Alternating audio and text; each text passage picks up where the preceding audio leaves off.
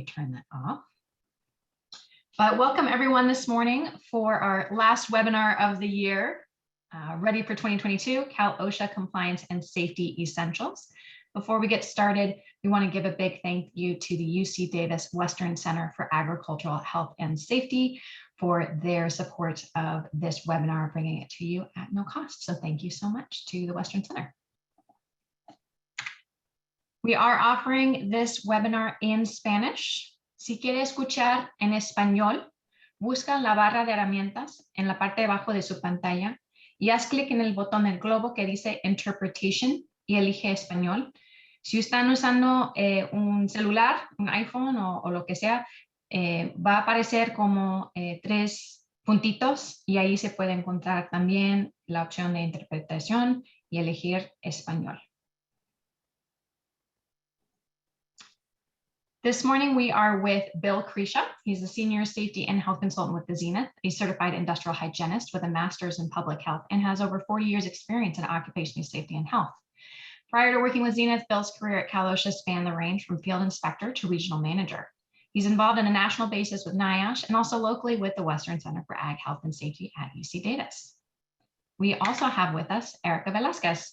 She's worked in the ag industry for the past 17 years with a variety of FLCs, vineyard management, and wineries in the Napa Valley. She works with companies of all sizes to reduce their XMOD by reducing injury frequency and save clients on workers' compensation costs. In pursuit of continuously building safety knowledge and abilities, Erika is continually furthering her education to provide value to her clients. She's also bilingual in English and Spanish. Throughout the presentation, please use the chat or the Q&A system to submit your questions. We are going to be taking questions throughout, so please make sure to type those in, send them to me. You'll see my name is Kimberly with CFLCA, and we'll take your questions throughout because I think we're going to have quite a few. So with that, I'm going to pass it over to Erika and Bill. Good morning, everyone. Good morning, Bill. Morning. Erika, did you want to get started? Sure. So we want to welcome everybody to, hopefully we're getting ready for 2022. Bill and I are kind of going to go over a couple of compliance reminders. Really, this is the time of year to really brush up on our compliance aspects of our companies, right? So hopefully you really take something out of this. Again, these are just reminders. If you guys have any questions, we're always here to help. Feel free to reach out to us after this training. Okay, so we usually get asked to do a list for everyone, and this is the naughty list, I guess.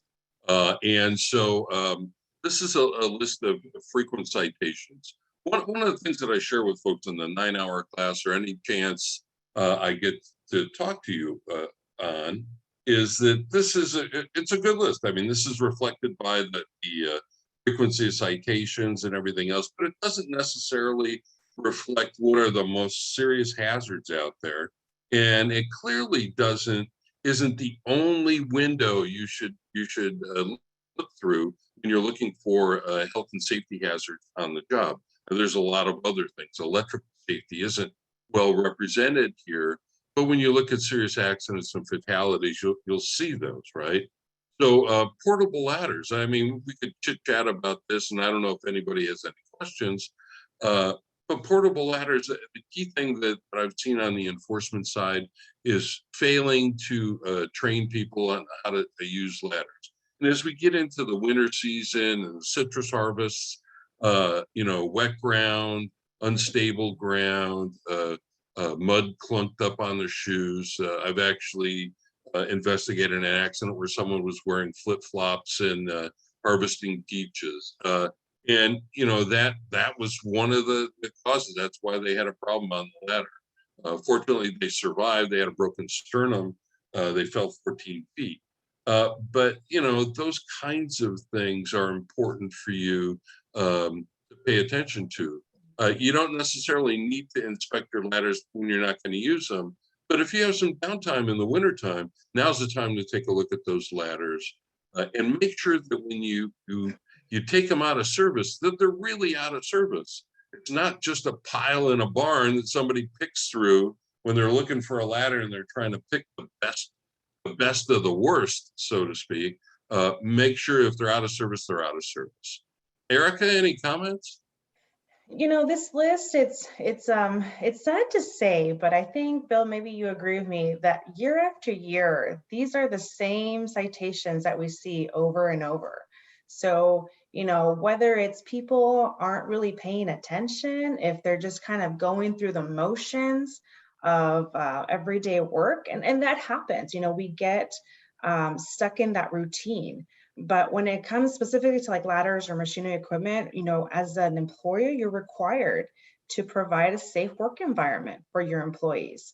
I've seen contractors, with the ladders in the orchards, they're pulling them off the tractor, off the trailer, and they're giving them a good look-see. And if they see something that maybe one of the steps is broken, let's wrap it with some duct tape. That is a big no-no. Like Bill said, if it's broken, if it's out of service, get it out of service, and it shouldn't even be in your field. Right. And I think Erika raises a good point, but I have a much more evil perspective on this. And of course, I'm joking about that because it isn't really evil, but it's the reality of Kalosha inspectors. There's a whole bunch of new ones out in the field, right? So some of these things like first aid kits, that's a quick and easy thing for them to deal with. And later on, we'll talk about personal protective equipment. That's another thing that the folks will look for. But some of these things like heat illness prevention, the IIPP, and field sanitation are because of a lawsuit from the UFW. You've heard me say this for years now, but that still has an impact on what Kalosha inspectors are going to look for.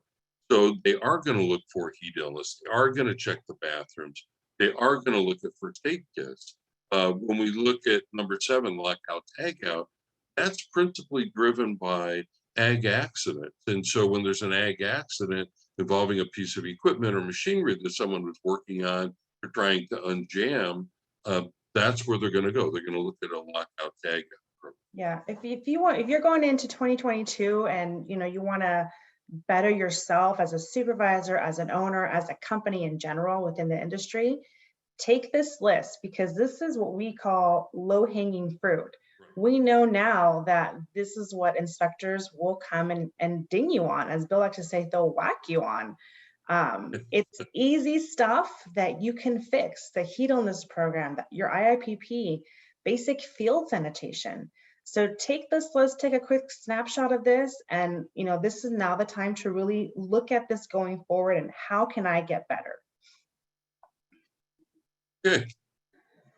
All right. So when we talk about fatalities, unfortunately, those are pretty hard endpoints. The data here, Kimberly and others have been trying to pull more recent data. This data is from 2018, I believe, and it just takes a while for the feds to go through and crunch numbers.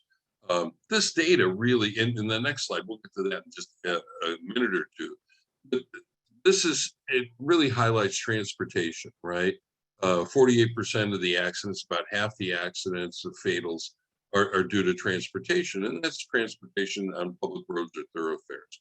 And so it's a little foggy today up here in Woodland. I'm in Woodland, but I know in the Central Valley, unfortunately, every year, every couple of years, we have mass casualty events, multiple farm workers killed in on-road accidents in the fog. So you got to be careful of that.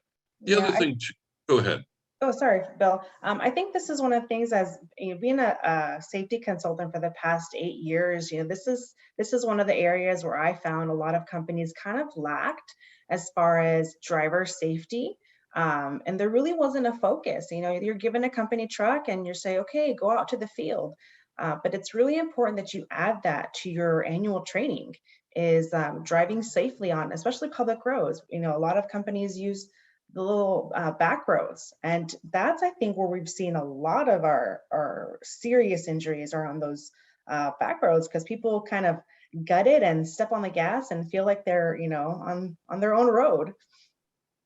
Yeah, and tractors. I mean, again, in our 9-hour class, we highlight the fact that tractors are responsible for at least a third of all serious accidents and fatals out field. And so this is a good time of year to take some time, make sure your tractors have your rollover protective structures are there, seat belts are there. Your one of my favorite things to look for as an enforcement person was always the PTO master shield on the back of the tractor. And the reason for that is it's a quick and easy fix. And as an inspector, it's a quick and easy citation, a serious citation. And penalties have gone up, folks. They've gone up a lot. I mean, you know, so that's a 12 or 18 grand penalty. That inspector can go home and take it easy for a couple of days because they met their metric, right, as far as issuing a serious citation. And that's an easy one to document. A couple quick pictures on the back end of the tractor, not what I usually call it, but the back end of the tractor. And you can see that the, you know, the PTO is unguarded. Same thing with PTO shaft. We see, I've seen, unfortunately, in my short tenure with Zenith since I retired from OSHA, you know, a horrible, horrible accident where, you know, I can honestly say, from my opinion, you know, the individual probably would have been better off if he would have died in the accident. He was so mangled after flipping around the PTO shaft for just a few seconds, multiple skull fractures, spinal fractures. I mean, he is nowhere near the individual person he used to be, right? So those kinds of things, I want you to hear me. I want you to live my shared experience, right? Watch out for those things. It's real common to see, you know, the shaft, but it's a real easy fix. There are lots of places that have universal shaft covers for PTO shafts, you know, and the PTO master shield, it's probably there. Somebody took it off because they're a pain in the butt when you're trying to connect equipment. We're moving on to the next slide. So go ahead, Erika. So, you know, here we have some data on non-fatal injuries resulted in days lost. And this is something for those of you that have been dealing with your workers' comp claims. We always know, you know, I've worked for Zenith for 8 years as well. And we always wanted to avoid days lost. So here you can kind of take a look that it's pretty even, almost even between objects and equipment and slip trip falls. Slip trip falls in ag is a huge one. And this not only is from ground level, it's from elevated levels, but also falls from equipment. Whether, you know, you're in, on a conveyor in the field, in a packing house, from ladders. You know, I've seen my fair share of falls from ladders. And again, you know, we see transportation here as well. Violence, there's been an increase in violence in the workplace. I think with COVID especially, we've seen an increase. Employees are stressed. You know, it's a different world out there right now. But again, these are just items to note that this is across the state. You know, you're not alone in having these types of injuries, but there's always ways that we can prevent these. Prevent them and save another life. You know, days lost means money that's being spent on lost in production hours and productivity as well. So that lost days not only affects that employee, but it affects your crew and the company overall. Yeah, and I really think that since I've started with Zenith, the last 3 years in a couple of months, the costs of these accidents has become really clear because some of these accidents are non-reportable to Cal OSHA. Yeah. And so your slips, trips and falls, your back strains, you know, they're recordable in your log 300, but they're not reportable to Cal OSHA. So they don't draw a Cal OSHA inspection. And the Cal OSHA laws aren't really designed too much to address some of these things. But you have an injury and illness prevention program. If you're having high incidence rates of slips, trips, and falls, you need to address it. And plus, some of these claims are astronomical in costs to you. And so you need to watch out for those. And so I think that I see this as, you know, we're talking compliance today, but, you know, evidence-based consultation, evidence-based safety programs based on your history or the industry's history are important things to follow. And I want to expand on what Erika said about violence. If we go back one slide, not to be ornery, but let's go back one. You can see on fatals, violence 9%. Let's go back to the injuries. Okay, violence 11%, right? And you can see here on non-fatal injuries, transportation's dropped. On fatals, it was much higher. You really need to think about some sort of violence prevention at work or awareness at work. OSHA has a model program. I know different carriers have stuff. I'm sure Erika's company has it. I know my company has it available to you or whoever you're insured with. But you need, now is the time to think about that. And then I know that there is a standard pending at the OSHA Standards Board.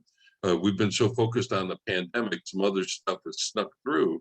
But I think you'll see a standard on workplace violence sometime in 2022. And I want you to be prepared. Yeah. And I think just one last point that I'm at before we move on to the next slide is the overexertion.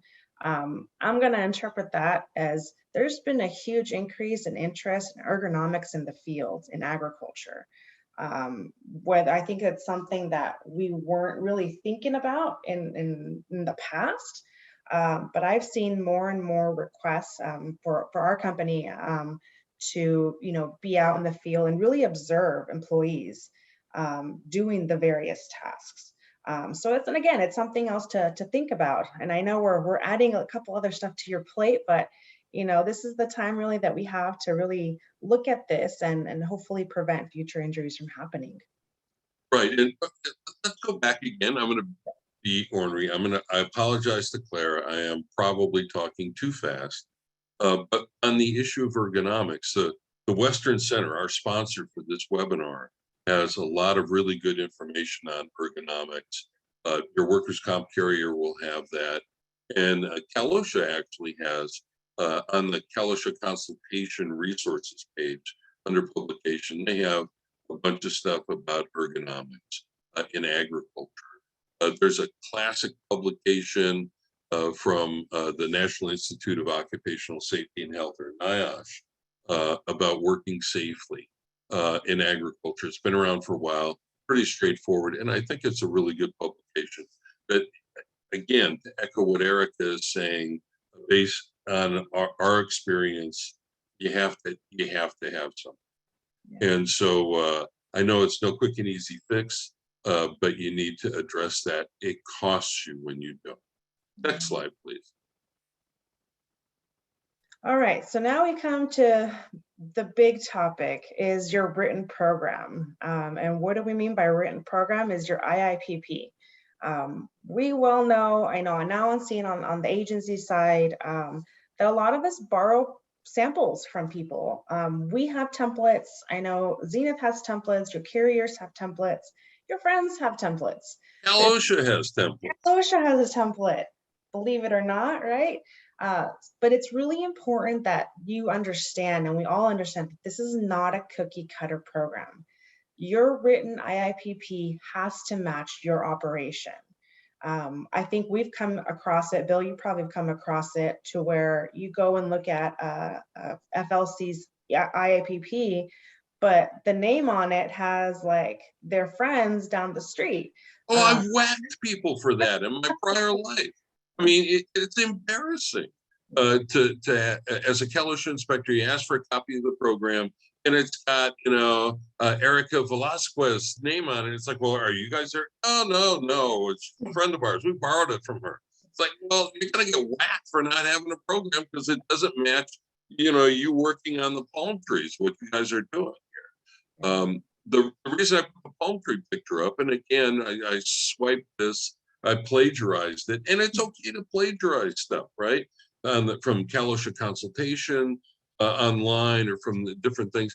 But if you say you're going to do something, make sure you do it, because if you don't, as somebody who, again, whacked people for a living, that was low-hanging fruit. Yeah. I've seen walnut hullers have a program that was written for, an apiary, beekeeping operation. Like, what the hell is this, right? And it was still shrink wrap from their safety supply house. It's like, It can't just, yes, I want you to have a binder with easy access, right? That's critical. But when's the last time you guys looked at your program? Seriously, other than like, oh crap, it's over there, right? You need to look at it. You need to pay attention. We're going to talk some more. Yeah, we gotta dust off that binder and pull it out eventually, at least once a year, right? Yep. And documentation, right? You guys, a lot of you folks are doing really, really good stuff. And you do this because you need to stay in business, whether it's trainings from an expert like Erika, right? Or whether you're out in the field and you identify, hey, that track, the taillights are broken on the tractor, who did that?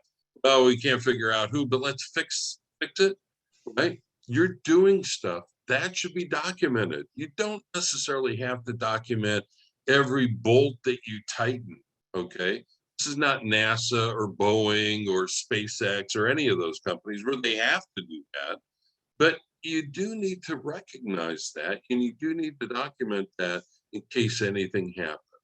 Yeah, documentation is really a way to protect you. And we just recorded a video, with CFLCA last week on documentation and inspections. And I said this line that I actually said in a class last week: if it's not on paper, it's vapor. And that's really important to remind yourself. This is just a way to protect yourself, because a OSHA enforcement officer like Bill could come in and he's going to want to see training records. He's going to want to see incident investigations, any inspections that have been done. And if you answer, oh, yeah, we've done them. Yeah, we do them every day. Okay, well, show me your inspection. And if you don't have it, what is he going to do? He's going to whack you. Yeah. And those fines are not cheap anymore. They never have been.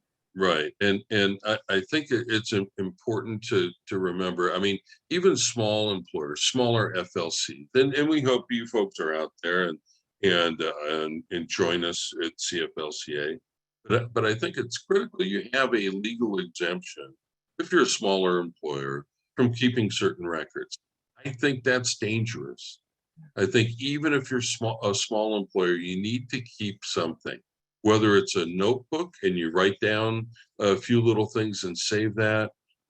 It's critical that you do that. The other thing that's really tough are if you have a near miss or you do have an accident. I got a call from a dairy recently where the employee was kicked in the face by a cow. And it's difficult to go through and tell folks they have to do an investigation, but that's part of your injury and illness prevention program. And if you don't do that, you don't have an effective program. Yes, you have to do the training that we talk about, whether it's heat illness or COVID or whatever, but you also have to do those incident investigations. And if you go to, again, I'll plug the Western Center, and I know that your workers' comp carriers, they have forms to help you and guide you through doing a basic incident investigation. And so that you can document that and take corrective steps to fix it, whether it was a slippery floor or an employee who didn't get trained on something. You take steps to deal with it. Yep. All right.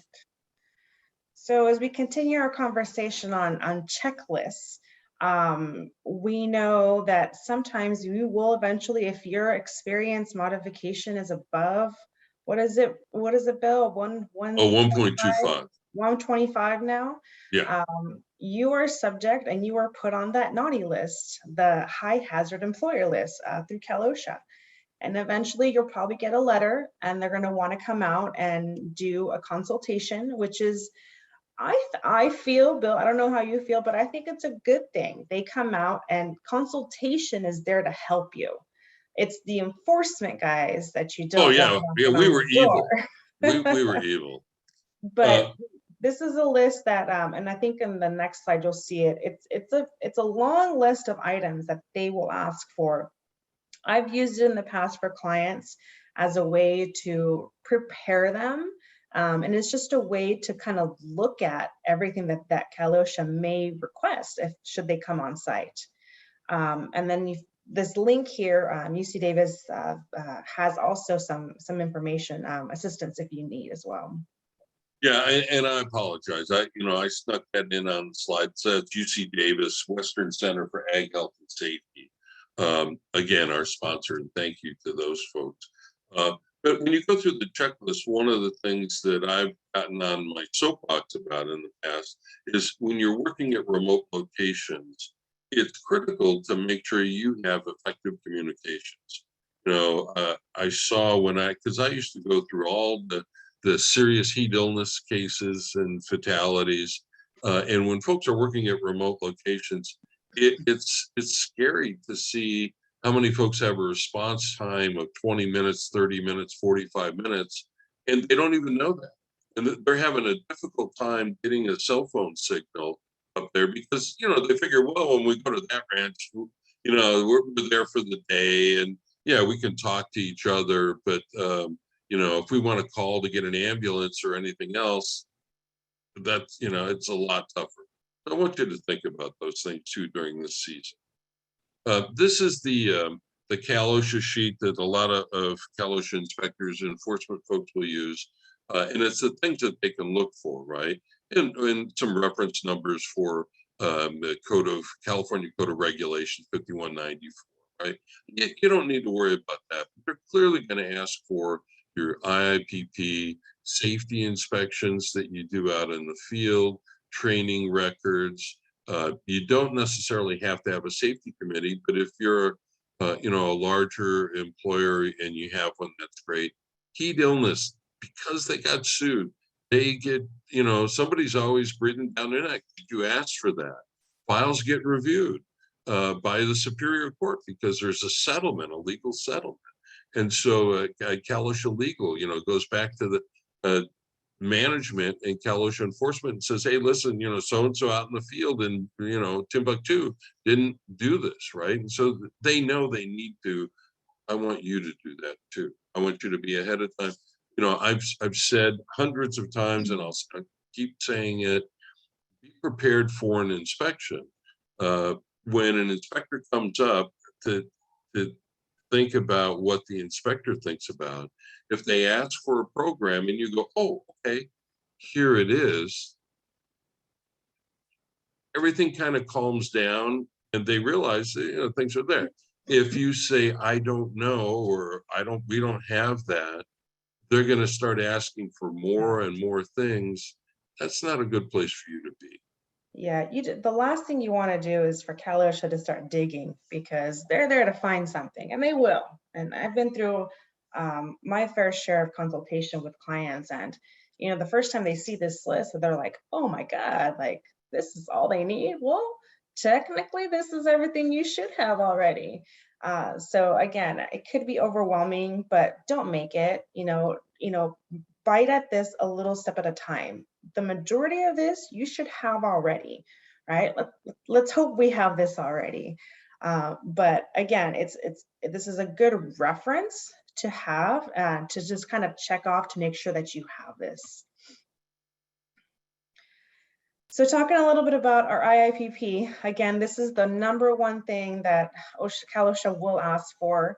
If you look at this list here, you'll see that there are 9 sections now. A few months ago, there was only 8. The section that they added was the employee access.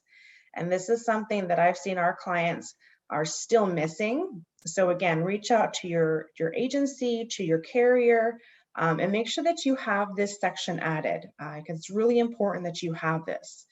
All of this information, there's multiple items in here, but again, these are the core 9 items that you have to have. And the most important is that it matches what you're doing.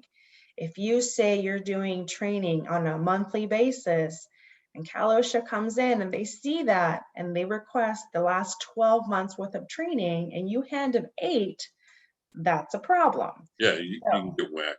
Exactly. And the same thing with hazard identification. If you're saying you're doing quarterly inspections of your shop, for example, and you are only able to hand them 1 within the last year, again, they're probably gonna whack you. They're gonna start questioning. They may question employees. So time to pull out that binder off of that shelf, out of that supervisor truck, dust off some of the dust, the dirt, and really get a handle on this, because your IIPP is the foundation of your safety program, and it should be a solid one. If you want to make sure that you're in compliance, this is what you're going to follow, and you should follow it to the T. Again, it's a living document. It should be updated regularly with your operations, with new regulations coming in, but this is really your Bible as far as safety goes. Right, and as far as the employee access section, you can get draft wording from that off the OSHA website in their model program. You can scroll down and see what they have there. And, you know, if you don't know what to write or what you should write, that's a great place to go for that. And in addition, you can go to your workers' comp and get information there. The other reason why it's important to add that section that you most likely don't have is that if you have an event, a serious accident, OSHA comes out and you say, well, we trained our employee, and you want to engage in a defense and appeal on that citation, and you want to be able to say, well, that employee did something stupid and against company policy. If you don't have that section added, employee access, your IIPP is not effective. And so that removes your ability legally to make that argument. And that, you know, it's not going to happen to most of us, because fortunately there's accidents. There's always too many accidents. But when you do have an incident, you want to be able to argue that, and that could save you, you know, $40,000, $50,000, $60,000. Yeah. And just for not, you know, your lack of having that in the program. It's a quick fix. You know, it's 10 minutes, 15 tops to fix that. So as I say, make it an action item. Let's go out and get that done. And when you change that, look at the rest of your program, like Erika has said, and then mark on the cover. This is not a law. You don't have to do it. But mark on the cover that you updated that program and put a date and initial it, who did the update. Because when an inspector looks at that, it's like, oh, okay, you guys are actively involved with the program. It's not this, shrink wrapped version you got from Amazon and, you know, whatever. Anyhow, next slide. So I think this is, we talked a little bit about this, Bill was just mentioning when your program really was first established. It's important that you offer this to employees. I'm not gonna say that you have to give a copy to every single employee that walks through your door, but they, again, that section, they have to have access to it, to whether it's, you can tell them you can come and look at it here in the office. Supervisors should be carrying a copy, an updated version of the program in their trucks or in the shop. When you have new job assignments, this is part of reviewing the program on a regular basis. I have a client that recently got a new contract and they're packaging cheese. That, again, that new process, that new job assignments has to be incorporated into their IIPP. When there's new hazards involved. And I think the biggest issue for me, biggest point to make on the IIPP is that your supervisors should also know what is included in this program. I get it a lot. We go out and we do trainings and we ask supervisors, okay, what is your IIPP? And they're like, I don't know. That's a problem.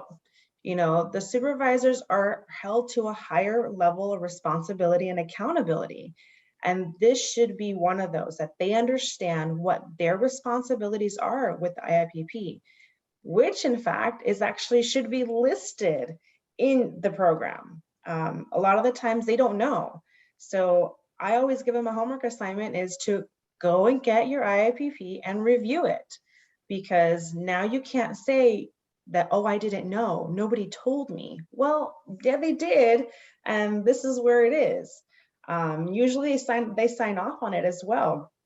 So taking the time to review the contents with your supervisors is really gonna bring you to that next level as far as compliance.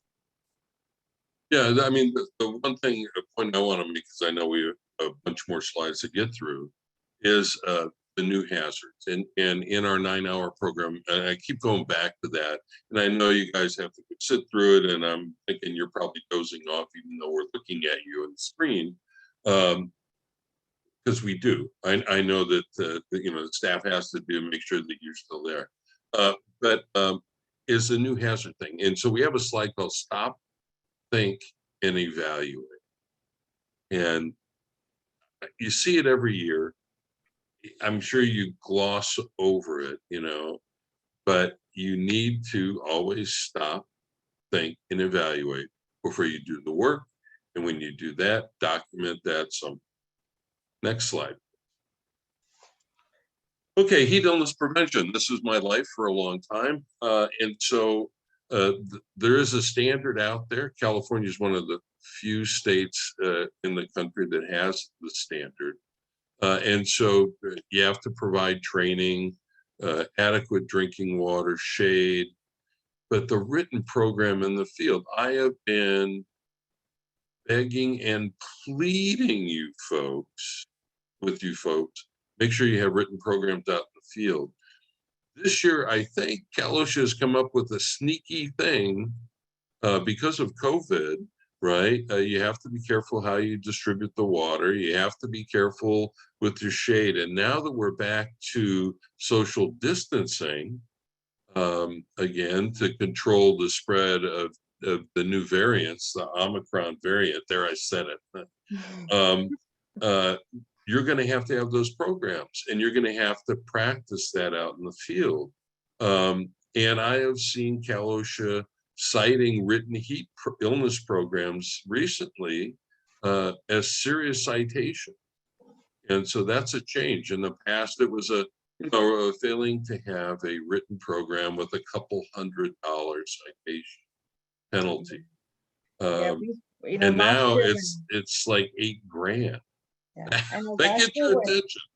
Last year when COVID really hit, OSHA was really hitting like that 80 corridor in like the Solano County area. And I remember we had a client that got whacked because there was a page missing in their heat illness program. So that's what I mean. It's important to make sure you have that written program. That's the first thing they're going to ask for. And so, and then high heat procedures, I know it gets to be tedious, but you're supposed to have a quick little tailgate on days when temps are over 95. Document some of those, please. I mean, Erika and others, and I'm, begging and pleading with you, document some of them. Yeah. Next slide, please. Field sanitation, bathrooms. Again, the big issue I think was an all-gender bathroom. This is a question that we ask, and that, spoiler alert, we'll give you the answer, right?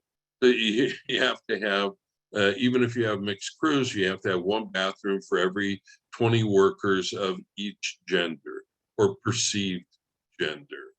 And I think most folks are getting that now. I saw a history of some citations where employers thought, well, if I have a crew of 16 men and 4 women, and I can have one all-gender toilet that satisfies it. No. And ag labor groups, California Rural Legal Assistance, ERLA, and the UFW made a big point with OSHA to have inspectors go out and look for those situations. And I think the industry has responded well. There seems to be adequate toilets out of. Yeah. Next slide. Night work, there's a new standard on this. And Eric, I don't mean to take over the presentation, but you need to, your IIPP needs to address night work, whether it's in your IIPP, you write a separate short little protocol for working at night. And the other things that OSHA inspectors will look for are the high visibility vests, right? I have my Upland Game shirt on today because we're talking about hunting employers. No, I didn't say. And so, and it'll be on the tape, so I'll get disciplined for it later. But you want to have some high visibility stuff for these folks, right? And I think most folks in ag are pretty comfortable with that and do that.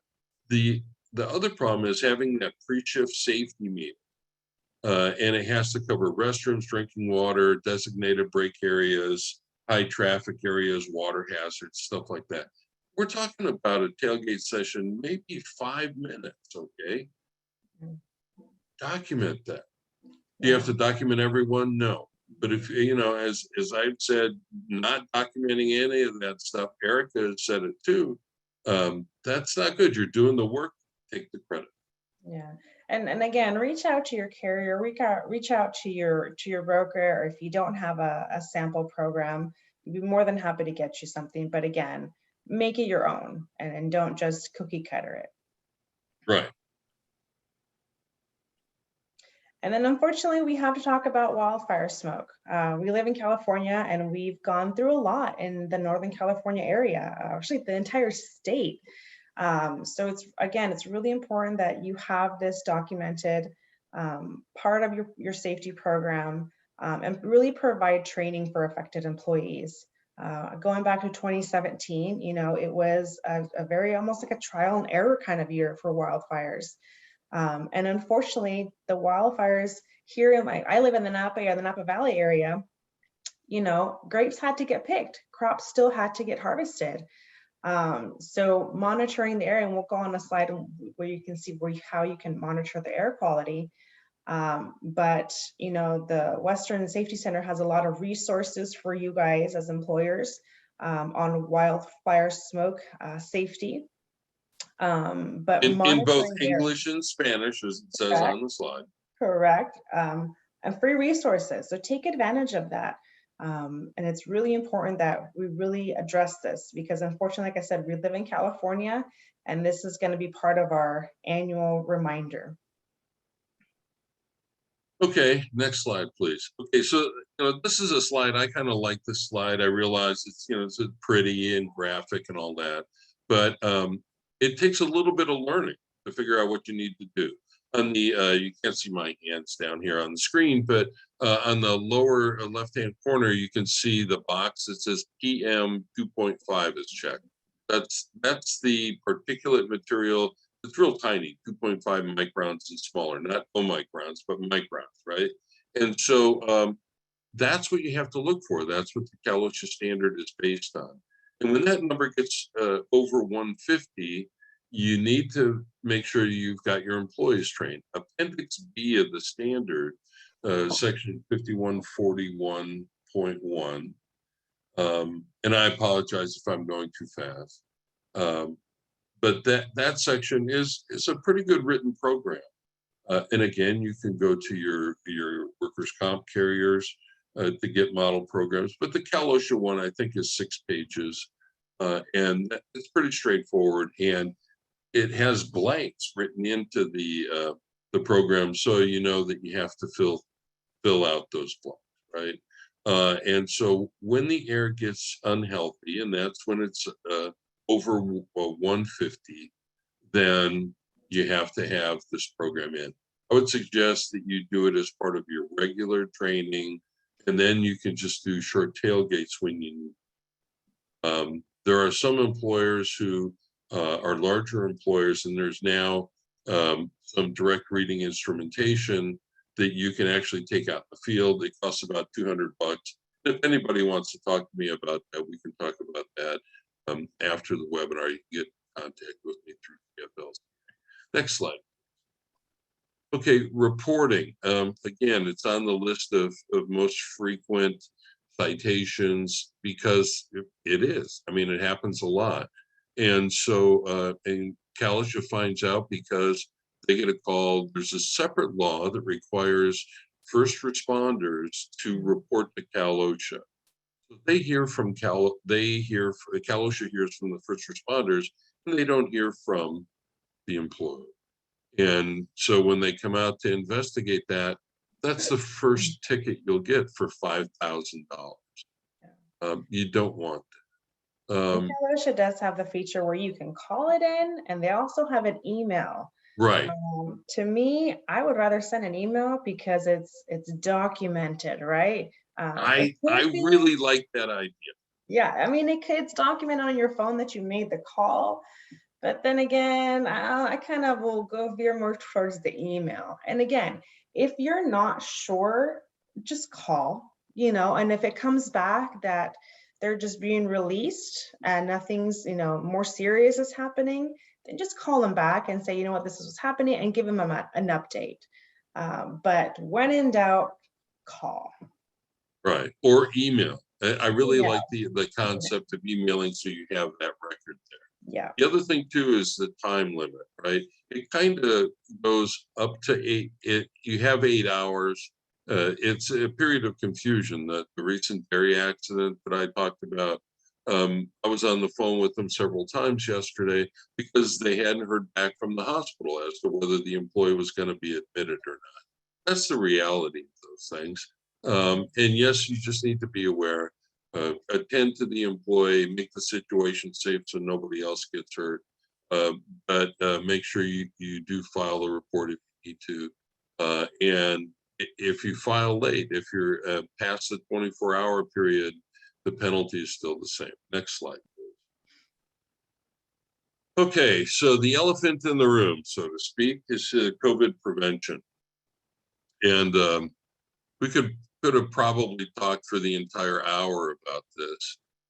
But the point that I want to make is that there are model programs out there, whether it's from us or from Erika or even the OSHA model program is really good, but it's way too good. It's like 31 pages. You don't need 31 pages for an FLC operation. You really, really don't. So you can work with your carrier, you can go to other sources to get that. The point I want to make, and this has changed just recently, is there are huge penalties for failing to have that damn written program. Like 10 grand. And I wrote 10 grand a couple of days ago, and I saw a penalty to a nursing home that was issued just recently for 20 grand for just failing to have the written COVID prevention. We're seeing that a lot still, that employers, companies don't have their written program. And this is almost one of the first things that came out is you have to have it in writing. It wouldn't be OSHA if they didn't require you to have it in writing. Right. So, reach out to us, to Bill or I, and we have samples that we can provide you and help you put it together. Again, OSHA, requires you the basic, but they provide you with the information, but they always want you to go above and beyond what they have. They offer you the best practices, right? So it's just really important that you have this in writing, not only that you implement it, but that it's enforced, because it does you no good if you implement a program, but there's no enforcement behind it. Right, and things are changing rapidly. In the notes, when I put the slides together, I said that, in the 40 years I've been doing this, I've never seen any health or safety standard change as much as standards have changed around the pandemic and around COVID. And I've started using the word passionate because I realize that some employers, some employees are very passionate about this or vaccines. That's okay. But to me, my approach is it's a business deal, right? You have a company, you want to protect the company, you want to make sure that you minimize your employees getting sick. You don't want to get hit with a $20,000 fine for not having the paperwork. Other thing too that OSHA started doing that is even more evil than I would have imagined is they started a list of employers who are cited. And whether those, even before the employers had a chance to appeal those citations or to argue that they shouldn't have been cited, OSHA put your name on a list. And, we've talked about this, the list is still there. I've noticed, because we looked at it, pardon me, in the last week or two, and it's a month or two behind now. but the list is still there. So employers who were cited a year and a half ago are still on that list, even though they may have won those appeals. So you don't want to be on that list. There are multiple reasons for safety. Besides the penalties, besides the damage to the company name, protecting the brand is been a new concept since I left enforcement a couple of years ago. Protecting the brand is a valuable thing to do, protecting your company. And that's why, whether you agree or disagree with the concept of the pandemic or vaccines, it's a business thing. It's just business. And I know I sound like the Sopranos again. I don't get to whack anybody anymore, but it's just business, right? And I think they usually say that before they garrote someone in the back of a car. That's not going to happen this morning, but you could get whacked. And this is definitely a naughty list you do not want to be on. Yeah, you don't want to be on the list. So how do you stay in touch with all this? Well, whether you know it or not, and shame to you, right? No cookies and milk for you guys this season. If you're not reading your newsletter every Monday morning, read the newsletter. They put good stuff in there that helped you. That's why, you've got an edge on being a CFLCA member. I don't get any of that money. I mean, Kimberly hasn't thrown any money at me, and Lord knows Jan would never, right? Miriam's new, she's sweet, so she'll get hardened up a little bit. But the thing is that work with the organization. There are resources out there for you. They're staying on top of it. One of the things that I wanted to make sure everybody understood was that the ETS, Emergency Temporary Standard for COVID in California, was still in effect, because everyone was all excited when the judge a couple of weeks ago put a stay on the order from the Biden administration. And then that changed Friday night. Last Friday night it changed, right? And then there are appeals going to the Supreme Court in 26 states. Oh my gosh, how do you stay on top of that? The newsletter.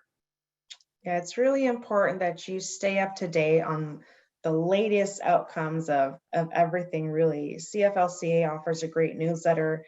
Reach out to your carrier, reach out to your broker, reach out to the professionals that are able to keep you in compliance. And that's what we're here for, to help you guys. And, if any question, there's no dumb question.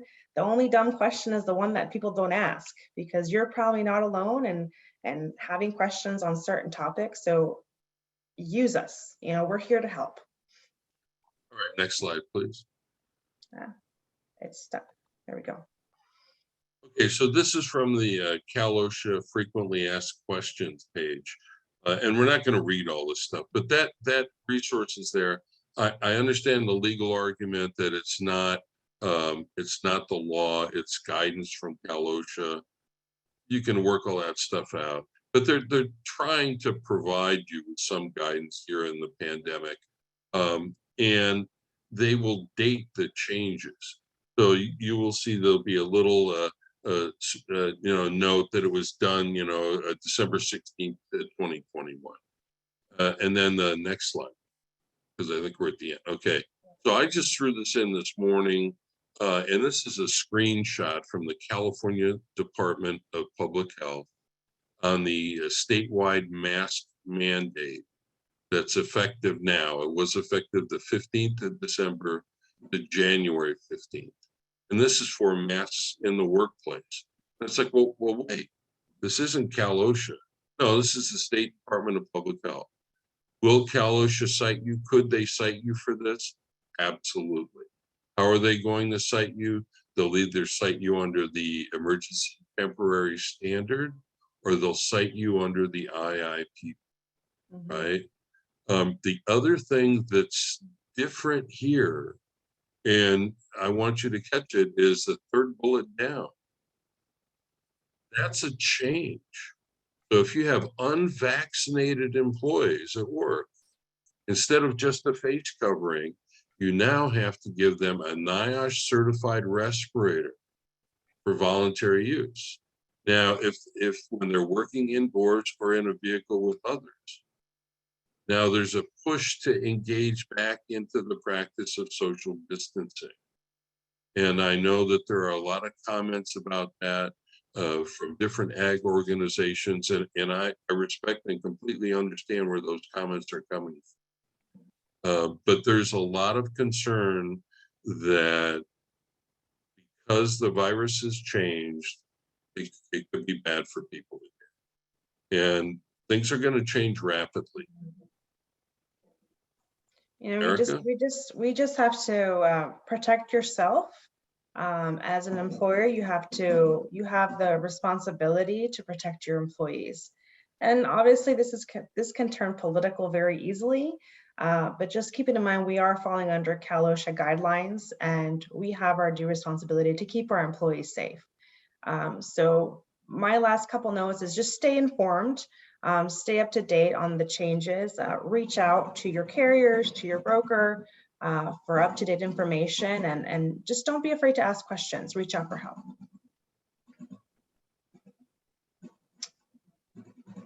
Did we thoroughly scare people from asking any questions? It looks like Juan Chavez has a question. Juan, if you want to put it in the chat. While Juan, you are typing away to send us your question, we do have a question from Priscilla. She says, do CDPH updates supersede current Cal OSHA ETS guidelines? Yeah, yes, Priscilla, great question, thank you. Whichever standard is more strict is the one you need to follow. So what happened and what we were teaching is in June of last year, they raised, Cal OSHA kind of scaled back the concept of social distancing and mask wearing, and they made a distinction for vaccinated people. The distinction on vaccinated people having some exemptions is gone now, because the data shows that even folks who are fully vaccinated, it doesn't matter whether it's the Johnson & Johnson, Moderna, or Pfizer, those vaccinated people can still get COVID and can still be carriers for COVID. They may not have symptoms, or the disease, the sickness that they get may not be as horrible as it is to unvaccinated, but they can still be carriers. And so that's one of the thoughts behind the statewide mask mandate, which supersedes Cal OSHA. Another question on the masks. Someone asked, when it says respirators for use in vehicles with others, does this count for their own personal vehicles? Say workers are carpooling together? Yeah, when it says respirators, I think that they're talking about face coverings there. And so face coverings, the best practice would be that if you're ride sharing with someone and wear masks while you're in the car, at least for this brief period now until the middle of January. Yeah, I mean, that's my opinion. I don't know, Erika, what you think. Yeah, if they're ride sharing, I mean, you always want to recommend that they wear face covering, especially if they don't live in the same household, because you don't know where your compadre has been the day before, or what he's doing, or what your prima is doing. So it's just a good point to recommend if they're not living in the same household. So yeah. Thank you, Erika and Bill. Juan's question was, as an employer, do I need to have copies of the vaccination cards for employees? And can I request that copy? What are the recommendations to handle verifying vaccination? It's my understanding, I'm not an attorney, but it's would be an Erika Rosasco type. But it's my understanding you have to ask employees if they're vaccinated. And if they, can you ask for copies of their card? I don't know, Erika, what's your thought on that? From what I've heard, and again, I am not an attorney, so this is not legal advice. You have to basically take their word. You ask employees if they have been vaccinated, and you have to document it. But technically, I don't think you should be asking for a vaccination cards or requests, let alone keep them on file. You don't want to do that. So, but that's just our recommendation. Right. But again, reach out to the labor attorney. Yeah, as an employer, I mean, the information that's considered sensitive on the card would be the employee's birth date. And as an employer, you already have that information. So, yeah. But that would be a question I would ask your legal. All right, we're at 11 o'clock, but we've got a couple more questions here. And actually a comment from Elaine Olson, a registered nurse in Sonoma. Thanks so much, Elaine. Elaine says that one of the most common forms of transmission for COVID is actually carpools. So as Erika said, definitely a good recommendation to follow. Bouncing topics a little bit here. We had a question. Could you please reiterate the bathroom requirements for the different genders? Okay, so I'll take that one. So if you have a crew, say of 16 who identify as men and 4 who identify as women, that's a crew of 20. You would need 2 all gender bathrooms.